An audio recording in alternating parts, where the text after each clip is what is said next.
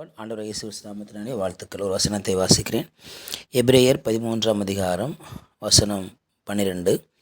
அந்தப்படியே இயேசுவும் தம்முடைய சொந்த இரத்தத்தினாலே ஜனத்தை பரிசுத்தம் செய்யும்படியாக நகரவாசலுக்கு புறம்பே பாடுபட்டார் என்று சொல்லி எபிரேய ஆக்கியோன்னு சொல்வதை பார்க்கிறோம்.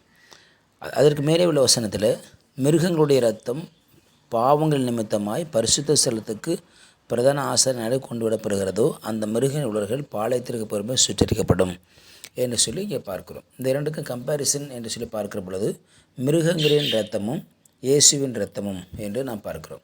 மிருகங்களின் இரத்தம் ஜனங்களுடைய பாவங்களுக்காக சிந்தப்பட்டது.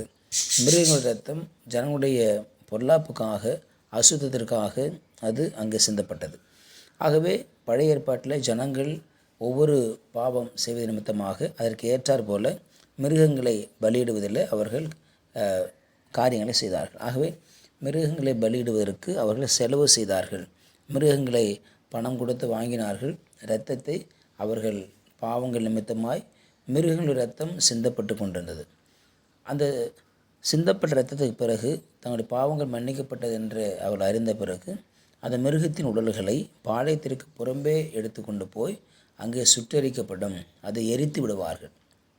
அப்படி என்றால் தன்னுடைய பாவங்கள் முழுவதுமாக மன்னிக்கப்பட்டு விட்டது அல்லது மறக்கப்பட்டு விட்டது என்று சொல்லி அர்த்தமாகிறது. அப்போது ஒவ்வொரு பாவங்களுக்கும் ஒவ்வொரு தவறுகளுக்கும் ஒவ்வொரு மீறுதல்களுக்கும் அவர்கள் பலியிட வேண்டிய அத்தியாவசியம் காணப்பட்டது. ஆகவே தான் எல்லோரும் அவர்கள் ஆடு மாடுகளை பலியிட்டார்கள்.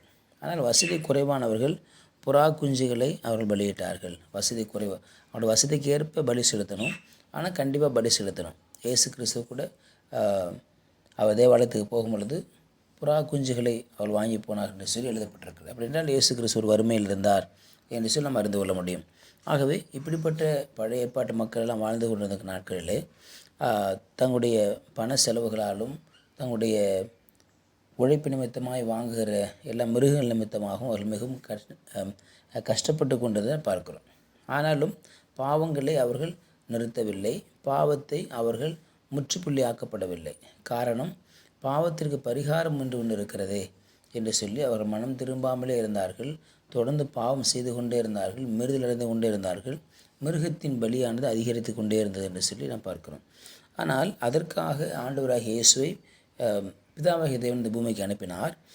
இயேசு இந்த பூமிக்கு வந்த பிறகு தம்முடைய சொந்த இரத்தத்தினாலே ஜனத்தை பரிசுத்தம் செய்யும்படியாக, பழைய ஏற்பாட்டில் பரிசுத்தம் செய்யும்படியாக ரத்தம் சிந்தப்பட்டது, மிருகத்தின் ரத்தம் சிந்தப்பட்டது. புதிய ஏற்பாட்டில் பரிசுத்தப்படுத்தபடியாக இயேசுவின் ரத்தம் சிந்தப்படுது. இயேசு ரத்தம் சகல பாவத்தை நீக்குகிறது.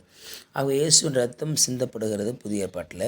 அதன் பிறகு பழைய ஏற்பாட்டில் மிருகங்கள் சென்று பாளையத்துக்கு புறம்பே சுற்றரிக்கப்பட வேண்டும். அதே போல் ஆண்டவராக இயேசு கிறிஸ்து கூட பாளையத்திற்கு புறம்பே கொல்கொதா என்று சொல்லக்கூடிய அந்த மலை மேட்டிலே அவர் புறம்பே, நகரத்திற்கு புறம்பே அவர் அங்கே தொங்கப்பட்டார். சிலுவையில் அவர் தொங்கப்பட்டார், சிலுவையில் அவர் மரித்தார், சிலுவையிலே பாடுபட்டார், நகரவாசலுக்கு புறம்பே பாடுபட்டார், பாடுகளை பட்டார், நமக்காக பாடுகைப்பட்டார். மிருகங்களை கொல்லுவது ஒரு நிமிஷம்தான்.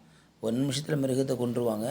அது எதற்கு கொல்றாங்கன்னு மிருகத்துக்கு தெரியாது, ஆனால் ஜனங்களுக்கு தெரியும். ஆனால் அந்த காரியம் கூட தெரியாமல் அங்கே மிருகங்கள் பலியாக்கப்பட்டது. ஆனால் இங்கே ஆண்டவராகிய இயேசு கிறிஸ்து பாடுகளை பட்டார். ரெண்டுக்கு மிகப்பெரிய வித்தியாசம்.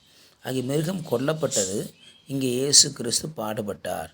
ஒவ்வொரு அணுத்துளிவாக ஒவ்வொரு அணுவாக அவர் பாடுபட்டார். காரணம், மனுஷனுடைய பாவங்களுக்காக, மனுஷனுடைய மீறுதலுக்காக அவர் ஒரே தரம் மரிக்க வேண்டும் என்பது ஆண்டுடைய சித்தமாக இருந்தது. ஆனால் அவர் உடனே மரிக்காமல் அணுவாக கொஞ்சம் கொஞ்சமாக அவர் பாடுகளை பாடுபட்டார் எழுதப்பட்டிருக்கிறது. ஆகவே அவருடைய உயிர் உடனே போகலை. பல மணி நேரங்கள் அவர் சிலுவையில் வலியோடும் வேதனையோடும் தொங்கினார். கடைசி சொட்டு ரத்தம் விழுகிற வரைக்கும் அவருடைய ஜீவன் போகவில்லை. கடைசி சொட்டு ரத்தத்தின் கடைசி நேரத்திலும் இரத்தமும் தண்ணீரும் வந்தது என்று சொல்லி சொல்லப்படுகிறது. ஒரு மனுஷனுடைய சரீரத்தில் இரத்தமும் தண்ணீரும் இருக்கும். இரத்தம் குறைந்தது 2 முதல் 3 லிட்டர் வரைக்கும் இருக்குன்னு சொல்கிறாங்க. தண்ணீர் 1 லிட்டர் முதல் 2 லிட்டர் வரைக்கும் இருக்குன்னு சொல்கிறாங்க. ஆகவே ஒரு மனிதன் இறந்து போனதற்கு என்ன அடையாளம் என்று சொன்னால், இரத்தமெல்லாம் வந்த பிறகு தண்ணீர் போல் இந்த தண்ணீர் வெளியே வரும். இயேசு கிறிஸ்துவுக்கு எல்லா இரத்தமும் வந்த பிறகு தான் தண்ணீர் வந்தது. ஆகவே அவர் மரித்தது எல்லா இரத்தத்தையும் சிந்தி தான் மரித்தார், பாடுபட்டு தான் மரித்தார்.